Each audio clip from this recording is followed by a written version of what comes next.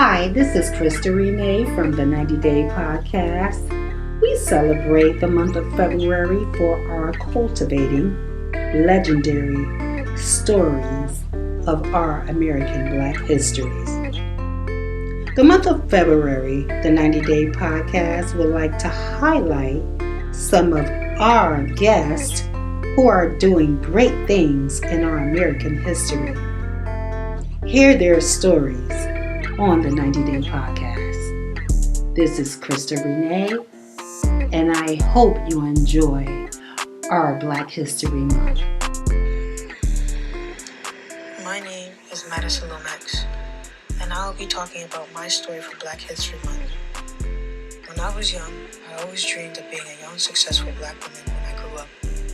Whether starting my own business, joining an organization that pays well and well known, or just creating something of my own that would progress into something more that people would be invested in. My mind was like Usain Bolt race, constantly running up some ideas that could help me get to the top. That goal stayed in my mind just like Rosa Parks staying in her seat when she refused to get up for a white man. But because I had a drive, a passion for greatness, there was always somebody there to destroy my vision. During middle school, I met these group of females that had the same vision as I did, and we all instantly clicked. We shared our dreams, our expectations, our goals, our accomplishments. We shared everything with each other, which made us stronger and more hungry for success. We stayed by each other's side through thick and thin and through our ups and downs. We learned a lot from each other, our weaknesses, what we had to go through our lives, everything. Fast forward to the ending of high school, we all graduated with one another. We were all so happy. Diplomas in our hands, taking pictures with families and friends with our graduation caps on, people congratulating us on making it through. But most of all, we were all grateful that we stayed by each other's side, because at that moment, we knew once we left that schoolyard, what we had to do. After a few weeks of debating what to do, I came to a dead end. I was stuck. I didn't have any ideas in my mind that could help me start off. I slowly started to give up on myself, thinking that my dream was impossible. I started to listen to what people were saying to me when they said I couldn't do it. And I believed them. Maybe I can't do it. Maybe I'm not worth it. I watched how happy my friends were when they got accepted to their dream college. They threw parties and celebrated till the night was over and the sun was out the next day. It broke me. I started listening to one of my favorite artists, XXXTentacion. I listened to Jocelyn Flores, The Remedy of a Broken Heart, Everybody Dies in Their Nightmares. If anybody knows those songs by him, you just know how relatable his words can be with your life. I came across to one of his songs called Rebirth. In that song, he said, "The people who struggle the most or get it the hardest will succeed in the end, I promise. You will not have the hardest life forever. Everything will come to you. What you deserve will come to you." And when I heard those words, it was like my old battery was finally replaced with a whole new one. I had my drive back. That night, I was chilling in my room listening to X. My mom had handed me the phone with my uncle on the other line. We talked and laughed for hours. It was great. I eventually brought up my goal and me being at a dead end. I thought maybe he could help me with some ideas. My uncle then started to educate me about the military and how that's a great start off to get off your feet. I was so invested into what he was saying that the next day I went down to the Navy recruiting station and joined. I was so happy, so glad that I finally had my start off. March 29, 2021 came, and I was shipped off to basic training where I graduated as a division leader and went to A school. And I also graduated as a division leader and graduated as top of the class. I was on a roll, and I loved every minute of it. I was finally getting to where I needed to be. After A school, I was stationed in Burlington, Washington, where I'm at today, serving my country. I'm working on getting my quals that I need for my job and showing them my best performance so that maybe I can retire as a chief and help other young sailors like me who have the drive for success to get to the top. But through all this in my life, I like to thank the people who were there by my side to encourage me and push me to where I'm at today. My family and my group of friends that I still keep in contact today. I thank you all. I'm Madison Lomax, and this is my story.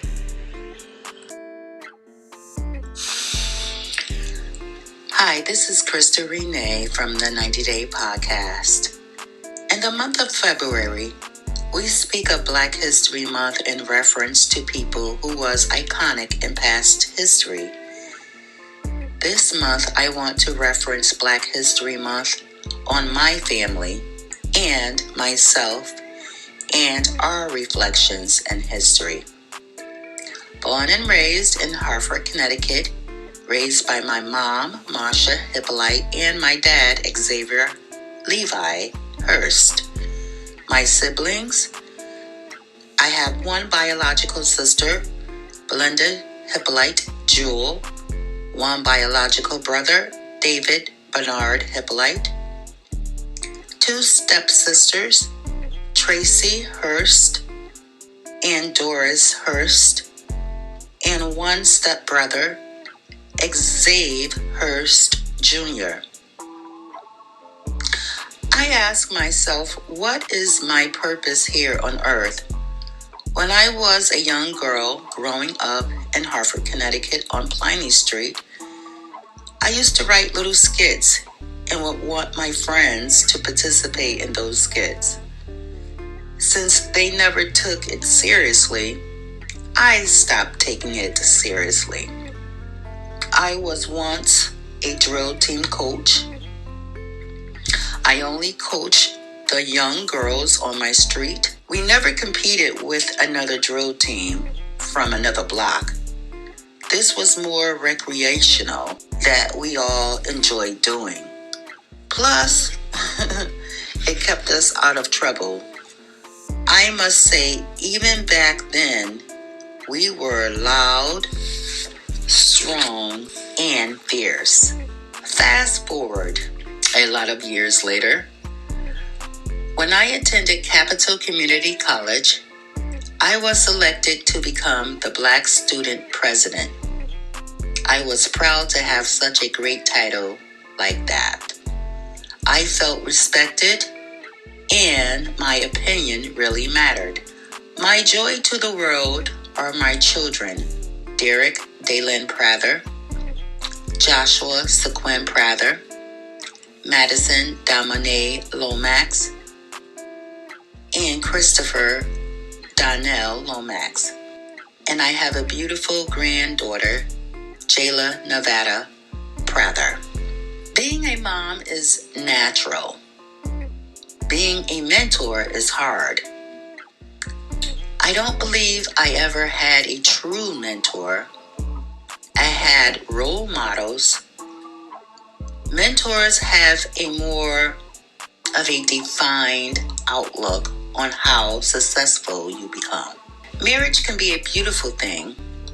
It can be sweetly divined, depending on how hard you work at it. Marriage is hard work. It can bring out the best in you or the worst.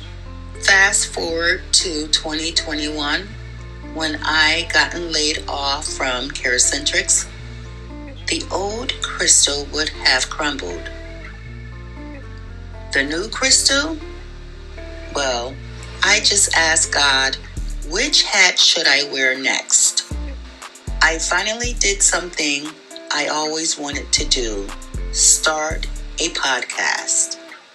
My purpose in life is to have and manage a successful business. I believe the path I'm walking is my path to prosperity and righteousness. This is Krista Renee, and this is my Black History Month. Hi, my name is Chris, and I'm here to talk about my Black History Month and how I overcome where I'm in today.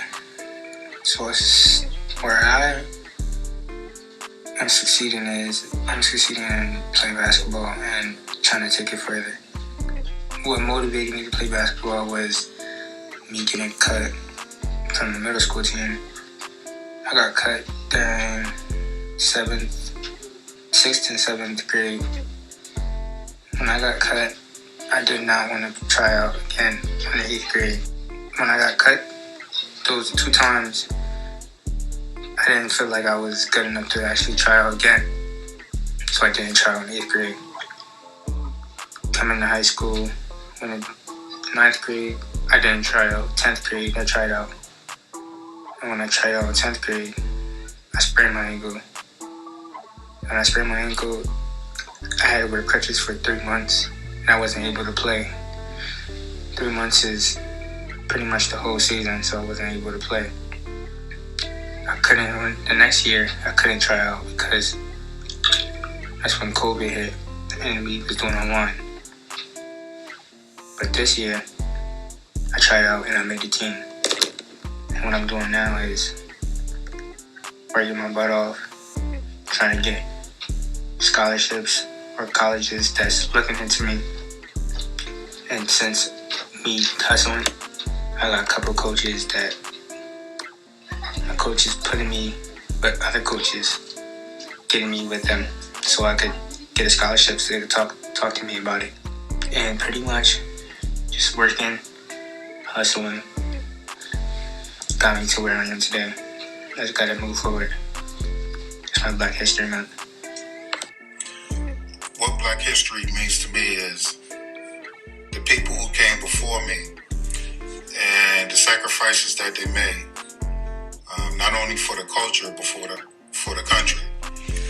The great minds, the great thinkers that created, that invented the things that we have, that we use daily, that we don't think about, that we contributed to. Black history should be taught more, should be talked about more because African Americans, our contributions to this country. For me, going out every day and contributing to society, to earn an honest living, and to just do my part, to be the best version of myself that I can be, and to pass that on to my kids and people around me, just to make people around me better. Because every day, I strive to be a better version of myself than I was yesterday. So, Black history to me, it means a lot. I respect it and definitely commemorate those who were here and those who are still here, fighting the fight for equality, for justice, for a better tomorrow for our kids, for a better tomorrow for our kids. With that, I say salute and have a good one.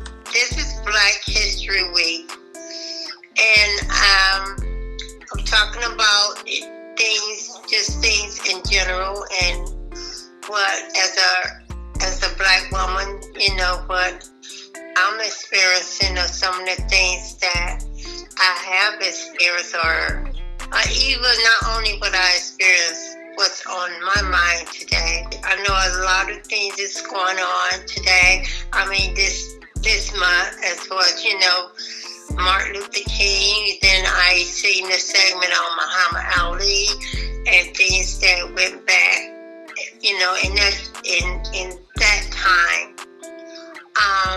But I'ma just say this, and this is just my true feeling. When my daughter wanted me to talk, I really don't want to talk about myself, because I just figured I didn't have. To me, I just didn't think I had accomplished a whole lot like I should have, and that's basically my fault. So what I'm saying today, what I have been through, I had made a lot of mistakes. I went down that road. I had made a lot of mistakes, and sometimes you want to turn. You wish you could turn back the hands of time, but it just don't work that way. But you just have to keep moving forward, and you have to pray and keep God, in your life. I have 3 beautiful, wonderful kids. They're well educated, and I'm very proud. as a single mother, I didn't have no problem. My kids as they was coming up.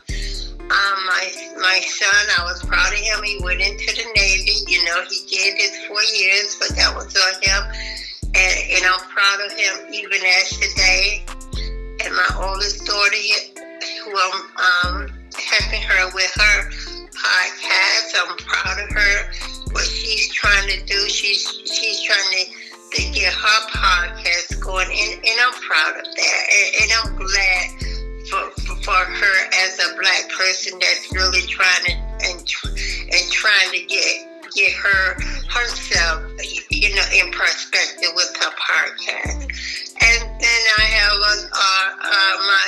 my baby girl who's a reading teacher. I'm proud of her each and every day because she's doing something. She's helping all ages of kids, trying to encourage them to read and working with them each and every day. And you know, sometimes the parents don't realize how important reading is to a child, and just to participate and just to be involved a little bit more. That would help out any child, not only the kids she's working with, but with any child. And to speak up about me, like I said, I made mistakes in my life, and I had a love of my life, but I couldn't see it. Like they say, you never miss the water until your well run dry. And sometimes that's the way it goes. And then you could think and say you wish you could have did something different, but then it's too late. But you have to just keep on moving. And I remember the times my mother always used to tell me, you have to go through the storm to appreciate the sunshine. And there have been so many storms in my life, but at the end, I do appreciate that sunshine at the end. And I just want to say now, my mother, I thank God she's 94 years old. She's still living, and she made it through the pandemic, the COVID, and you know, we made it through there, and I'm grateful. I mean, I don't have a whole lot to say, but it's just the little things that I'm saying, and I hope it will make a difference in somebody's life. You know, keep striving. You know, don't settle for less in life, in your relationship or nothing. Don't settle for less. Don't settle beneath you. You know, always try to move forward. Try to make something happen for you in your life. And that's basically what I wanted to say, and the way I feel about, you know, as a Black woman and Black history. We have learned. We have came a long way, and things have changed. But it seems like there's no end, or there's no end at the end of the rainbow. But it is because the way things is now. And like I spoke on the pandemic, and then after the pandemic, and how we still got the struggle. And I figure my life right now, I'm 68, and now I still got the struggle.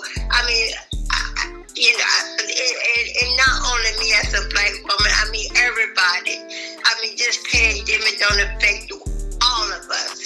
It's not one. Like they say, we are all in this together. And some people say we are not all in this together. But yes, we are. We are all in this together. When you go into the store, you go to the gas pump, you have to pay rent and condo. Oh, we are all in this here together. Because everything is up. Everything don't increase tremendously, and it's still a struggle. But as long as we got God and keep our head above water, we're gonna make it. We're gonna see it through. And I have a granddaughter. She's in the Navy, and I'm worried about her. I have two granddaughters in the service, and now with this help approaching upon us. Satan, you's a liar, and the truth ain't in you. We gonna make it through it all. And because there is a God, and he done brought us this far. He brought us this far, and he's not gonna let us suffer, and he's not gonna let us down right about now. And that's all I have to say about Black History Month. Thank you. May God bless you all. Hey, my name is Josh Prather. I'm here with me and my daughter named Jayla Prather. We're here to talk about Black History Month. One thing I can say about Black History Month, every year that we celebrate it, uprising for us every year. Our ancestors, yes, give them credit, which created the Black History Month, but also I'd rather look forward. There's a new generation. Everything's evolving, everything's changing, so we live in the 21st century, so nothing's going to be the same. I feel like we have great people in our lives, like Madam C.J. Walker, or the guy that invented peanut butter. Those are people we give credit to. If you're a parent like myself, I think we should teach our kids, not just to recreate in the past, cooking with your child, him or her, letting them know about the peanut butter, little things like that. Being active, Black History Month, part of nowadays, kids grow up without their mother or their father, and they have that unconditional love, and they forget that valuable lesson, or it's not embedded into their brain. It's not taught to girls that can't cook, or can't clean, or guys that can't pick up after themselves. For example, fill out applications. So when I say we have to learn how to parent, not just parent the kid, but we parent ourselves to train our kids the right way. The girls and boys that can't function, take the time out, be there for them. They'll never forget that valuable lesson, how to cook or how to clean or how to take care of themselves or fill out their application, because they're going to learn from great people. Who those great people they learn from? They're going to learn from you. And who you learn from?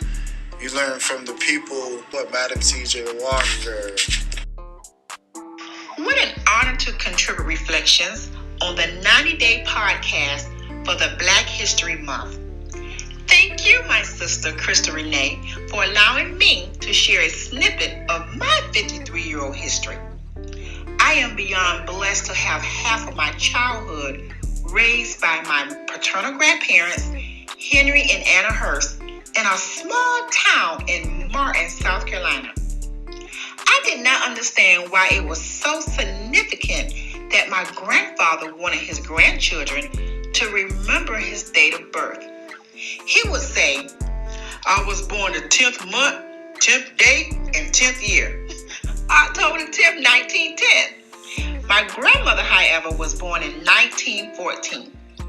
It was not until I became an adult and having children of my own that I had an appreciation not only for their era, but also for which my very own father, Xavier Hurst Sr., became in 1947.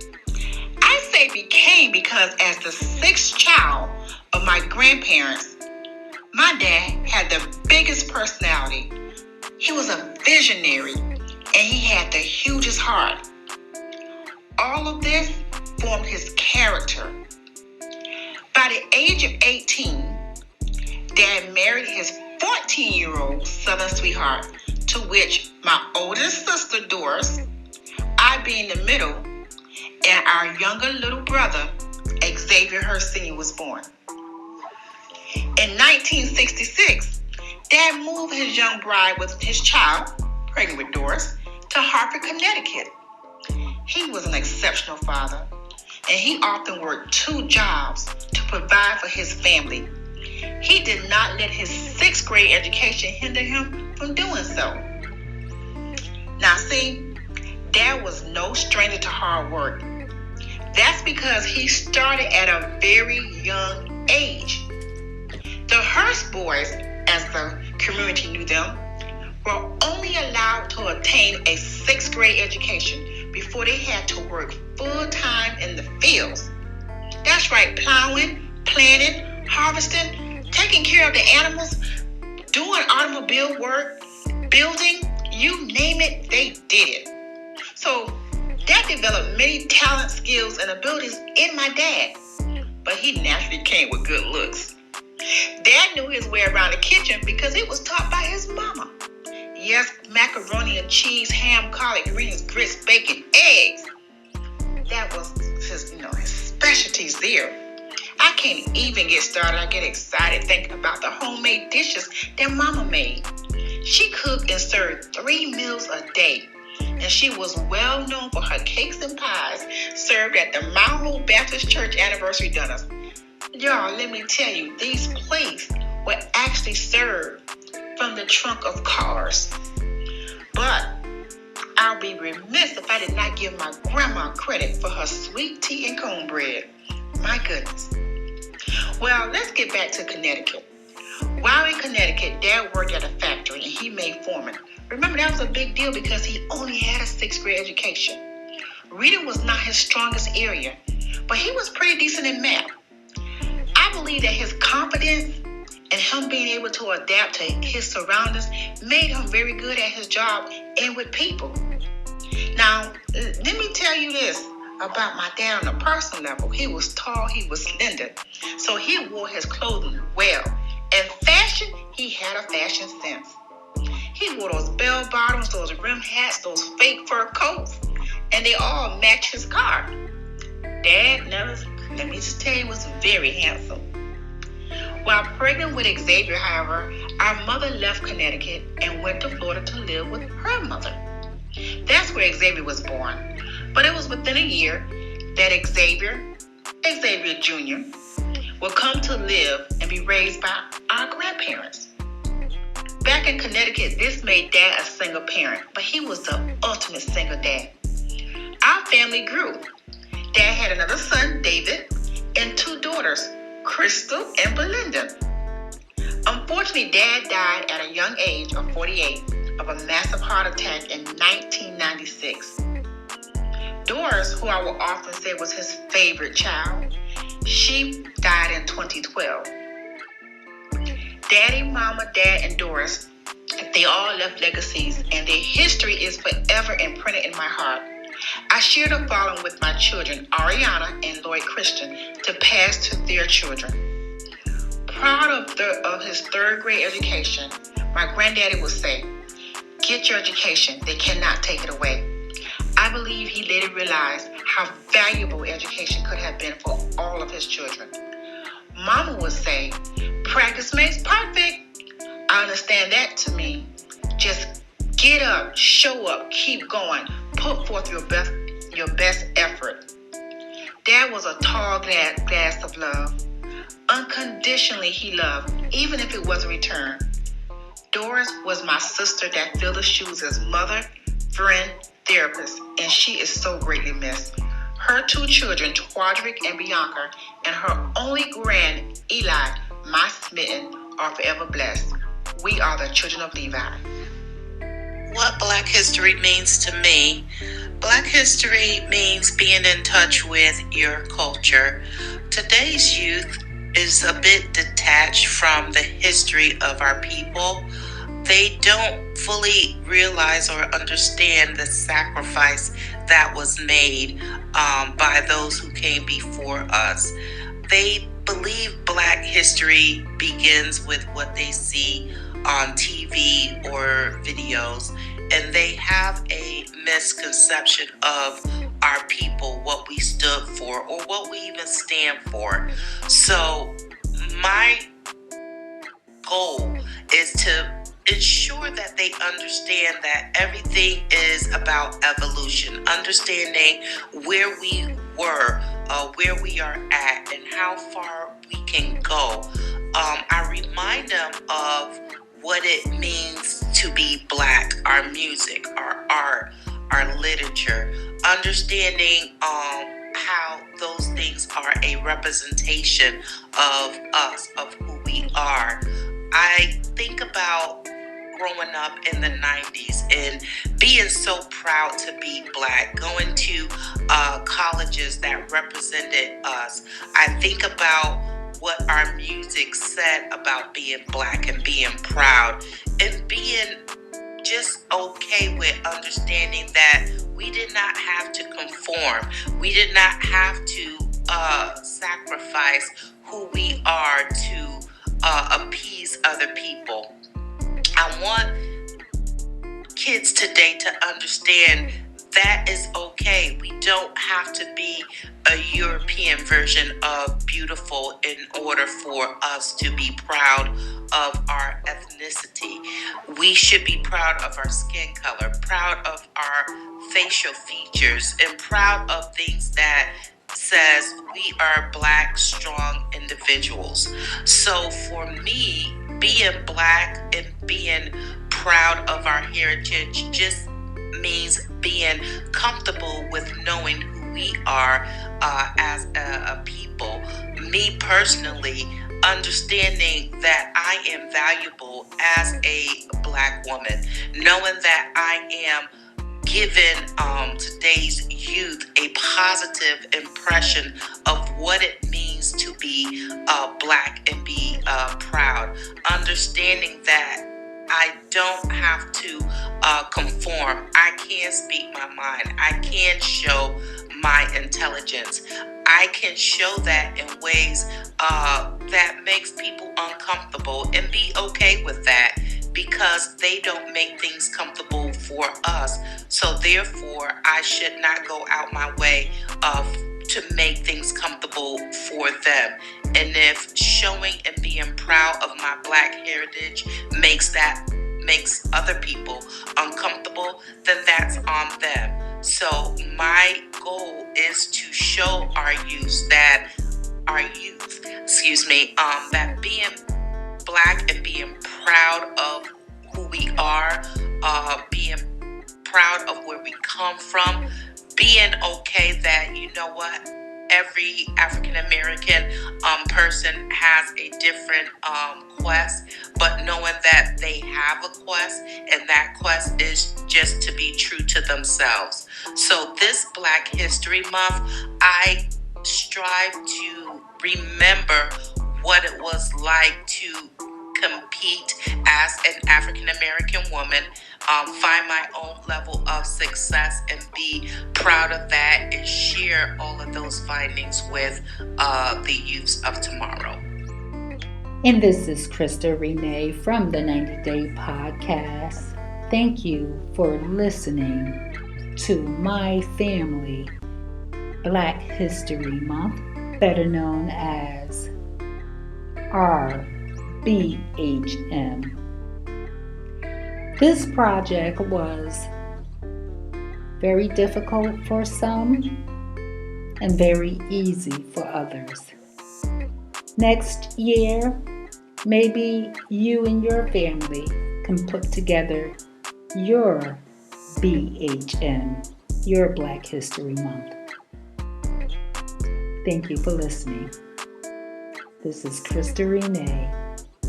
Like always, stay safe, stay positive, and stay healthy. Bye-bye.